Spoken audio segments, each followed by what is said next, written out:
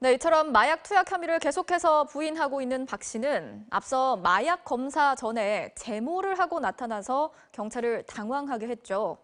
로버트 할리 씨의 경우에도 지난해 제모를 한 상태로 마약 검사를 받았었는데, 이렇게 마약 혐의자들이 제모를 하는 데는 이유가 있다고 합니다. 이문현 기자가 설명해드립니다.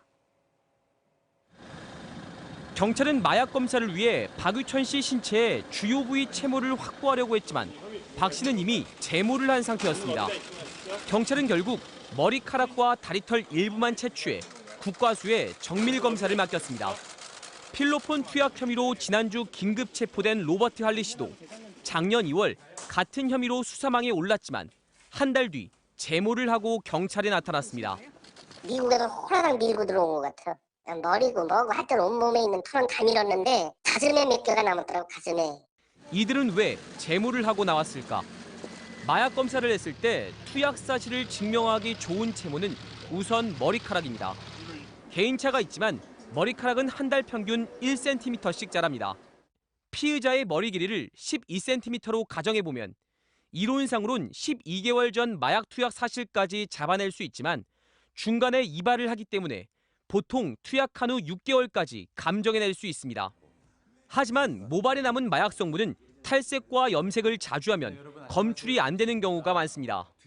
또 모발 검사와 함께 시행되는 소변 검사의 경우 간이시약 검사에선 7일, 국가수 정밀 검사조차 14일이 지난 마약 투약은 감정하기 어렵습니다. 그래서 경찰은 보통 신체 중요 부위의 채모를 확보해 성분을 분석합니다. 검사하기에 적당한 크기와 규모를 가지고 있기 때문입니다. 채모 중에서 가장 길게 자란 털, 그런 이주에서 뽑습니다. 가슴털이라든가 다리털 같은 경우에는 굉장히 작고 가늘기 때문에 그 안에 이제 마약이 이게 잔존해 있을 가능성은 굉장히 약하잖아요. 따라서 박유천 씨와 할리 씨처럼 제모를 하고 경찰에 출석하면 마약 투약 사실을 찾아내기가 쉽지 않습니다.